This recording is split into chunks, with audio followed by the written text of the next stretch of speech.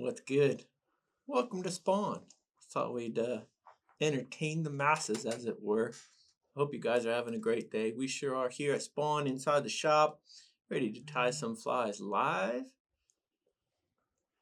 We got a first couple people joining. Nice. Thanks for joining, everybody. We're gonna give it a couple minutes here. Let a few people get jumped on, if hopefully, and then we'll get into tying something. I mean, there's a little preview anyway, right? We're getting ready for Coho season here, folks. I hope you're excited. I'm excited. I know Josh is excited. The Coho buzz is real. We got 18 people in. We're good to go. Awesome. Who wants to tie a fly? I know I do. So, salmon season here, Pacific Northwest.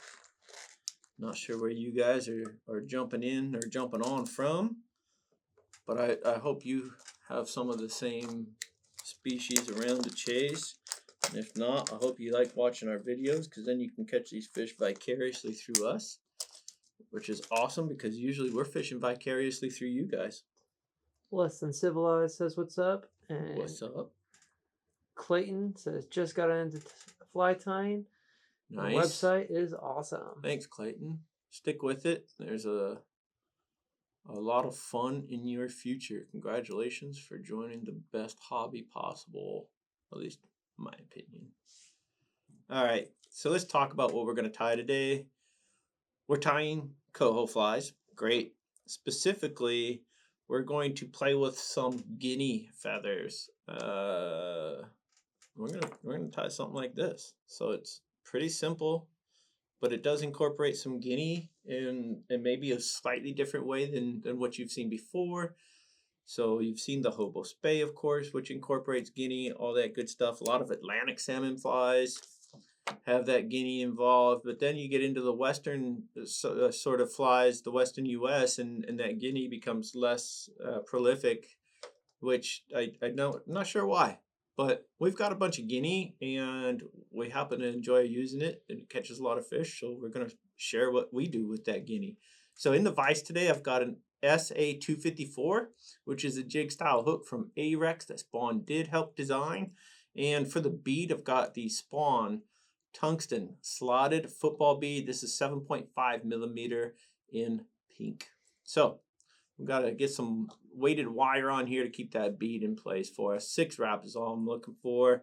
And this is lead-free 0.025. There we go. Brian says what's up. What's going on, Brian? Lazy Max says Coho were hot in Area 10. Ooh, yeah, they were. Good for you. Hope you smacked them out there. Man, you are correct. They were everywhere. We did get out and shake hands with some fish the last day or so. And not sure how long that jetty's actually going to stay open, but right now it is on fire. All right, so let's get some purple thread going. This is 6/0. This is 6/0 uni, but to be exact.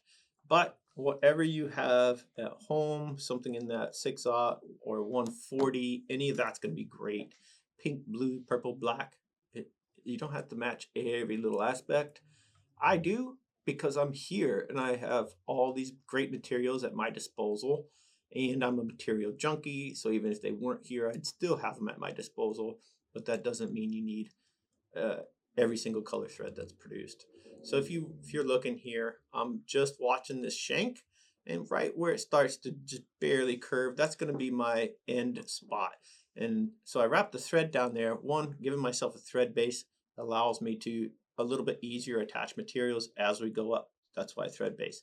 The other thing it does, it lets me give myself little measurements. So where that thread ends is where I have to tie down that first element. If I use that mentality on each element moving forward, there are no gaps, and there's not a little bit of the previous material showing where it shouldn't. So keep that in mind.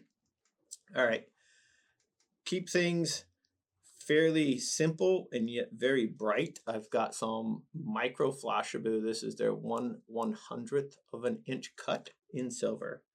And I don't need much, but because I didn't take very good care of this flash and threw it in a bin, out of its package and all that good stuff, it's not the prettiest. So I'm gonna have to cut a little chunk here, and then I'm gonna waste some. Sorry to tell you, but I'm just gonna veil this little chunk over the thread, and then I'll bring all of it up to the shank here in a second. So here's my thread. Here's that veiled over flash.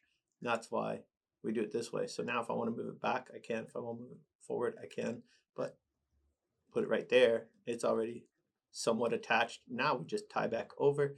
I'm watching those marks that I made with that thread body or thread layer, thread base, whatever you want to call it. All right, so now I don't want to try to trim this flash after the fact. And so a lot of you might be going, well, how do you know how long to trim it now? Well, I'm going to show you. This is going to be our first element. This will act as a tail around the flash, so to speak. And what I'm doing here, I'm going to get this feather ready to tie in. So I'm just going to stroke all the fibers down the quill so that they stick out perpendicular. Now I take that and go, well, I can kind of see where those fibers end. That's where my tail will end, and that's where that cut needs to be made on the flash. Now it's up to you. This is the subjective part of tying. Do you want that flash to stick out just a pinch? Do you want it to stay hidden inside the tail? That's all up to you. I want it to kind of end roughly with the tail, but I'm not going to cut a straight cut. And so when I come in here at an angle, I know based off this little dude here, my dial, that's where those fibers ended. And so that's my cut measurement. Like I'll preach this over and over. You have indicators on your desk that tell you how to measure or how to be consistent in your measurements. You just have to be a little bit creative to see them and then make sure to use them. All right, so now back to this guinea. I've got a pink feather here for the tail, and I got to remember that I've got a finished fly here. You're going to see the pink, the blue, the purple progression come to life. All right.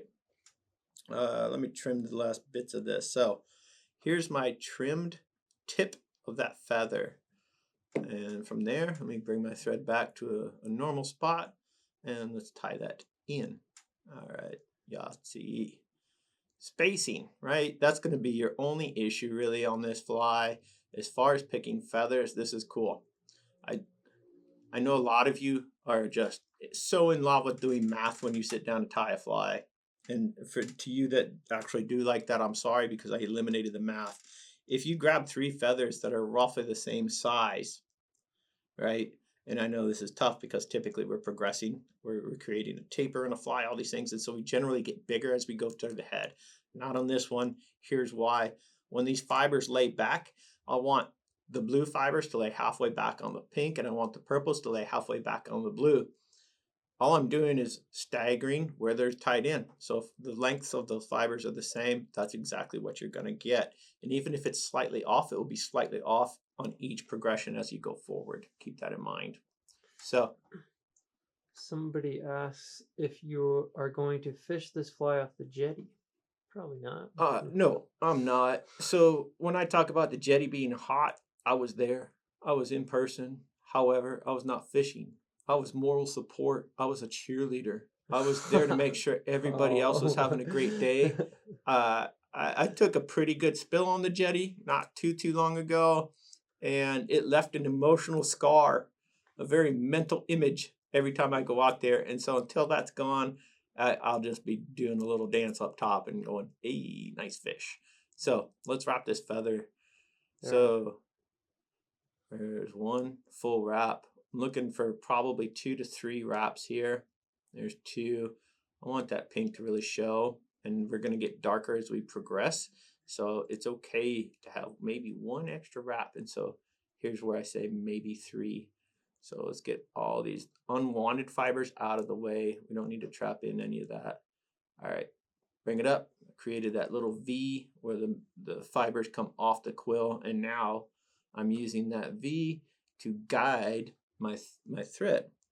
Now I've secured the quill. Let me get my thread out of the way. Come in for a very clean cut. Brian, I hope you're still on there. Look at your awesome, awesome scissors. These things are great. If you guys don't have these, we do. So what's the fix, give us a call, jump on the website, whatever you got to do. This is your new favorite scissor that you might not even know about yet. All right, so now I'm just going to use my handy comb here and sort of release any of those fibers that get trapped, right? It happens, and there we go. So now I've got a little bit of flash coming out of that tail, a little pink. And again, the beauty of this guinea, nothing solid. And so with dots of color, right? And so you're not going to get this one hot pink fly.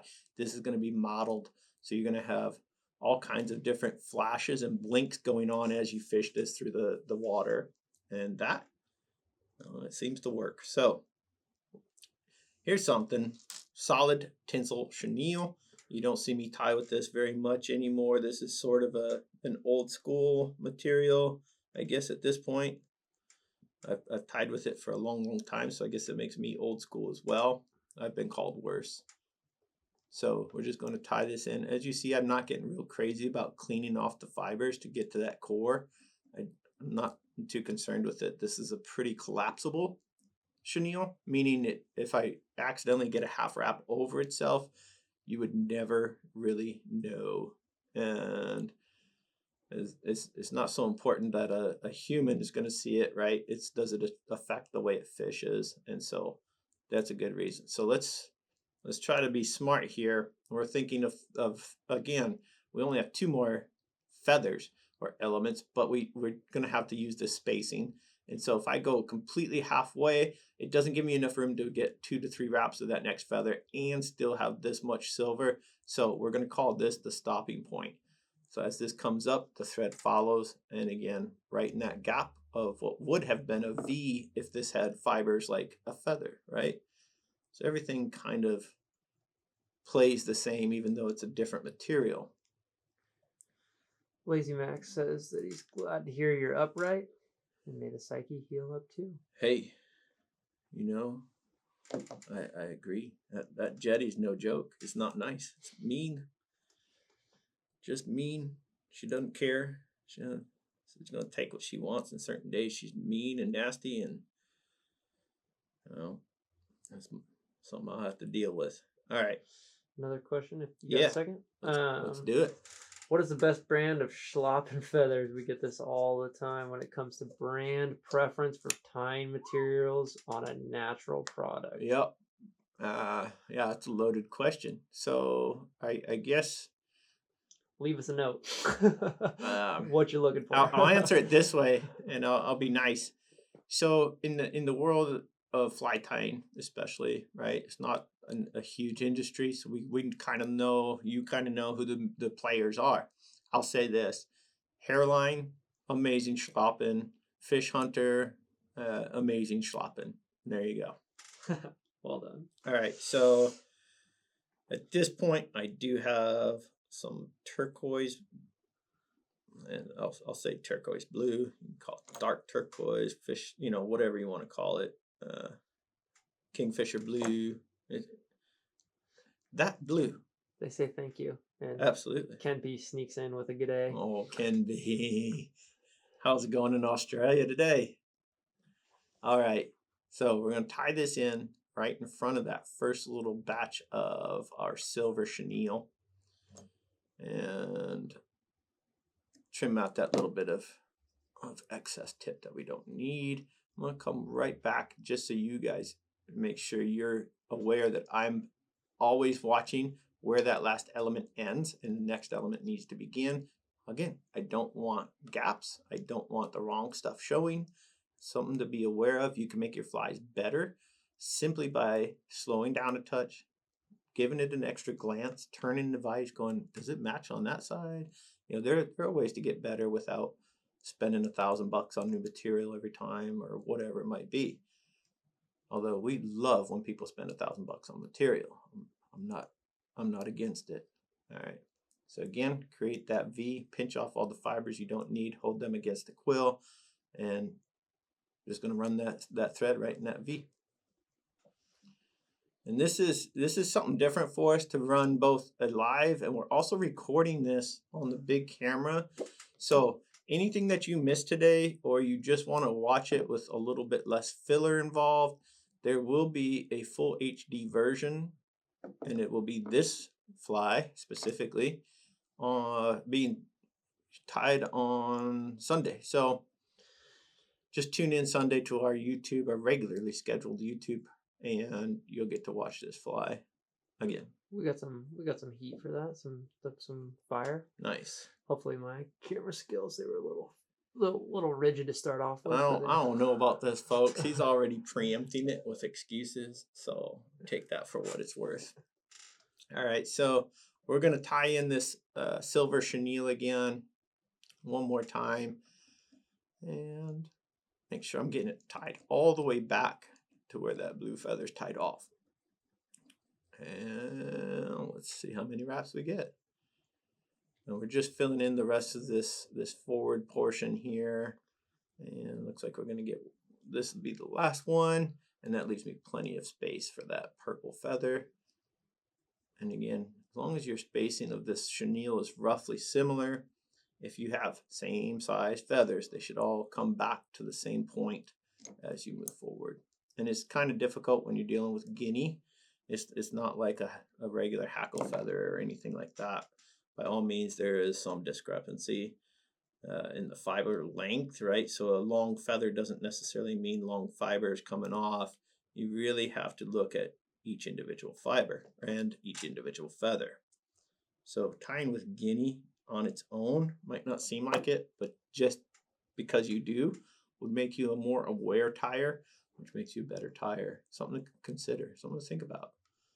Not everything is just because it's pretty. You're actually learning something here too. I can justify spending money for just about anything, so if you need help, by all means, shoot us a message. I will give you 6 justifications of why you should spend more money. Doesn't matter the subject, what your goal or object is, I'll give you those excuses. So now, same thing. Just gonna brush those back a little bit before we get started. And on this one, I'm just gonna guess at it, but I bet you we only get 2 wraps. And the reason being, you see just how dark this purple is. So I don't want to completely hide or cover up those other colors. I just want full coverage, and a little purple goes a long way.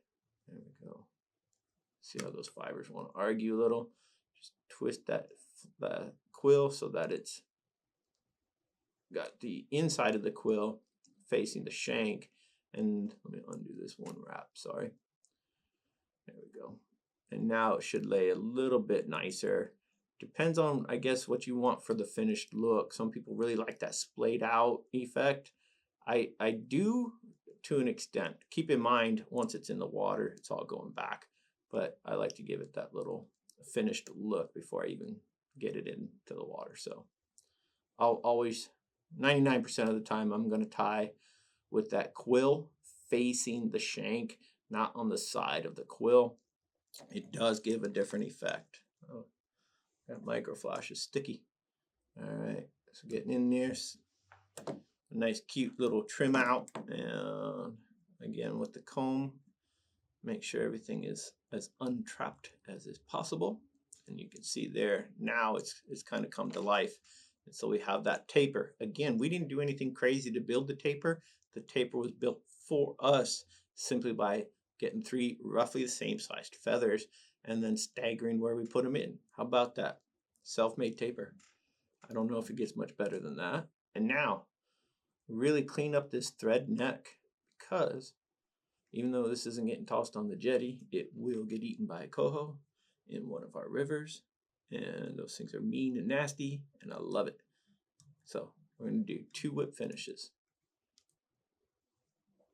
And there's our second one. So hopefully by doing this, live while we record for the Sunday tutorial, like it might save a couple questions, because I think what you guys have asked so far today has been great, and chances are this would have come up in the Sunday video. So it's going to give everybody just that much more information before you even get done watching the vid. So I think that's pretty cool. All right, some Loon hardhead clear. Let's give a nice kiss of this cement all the way around our thread wraps here. Nothing crazy.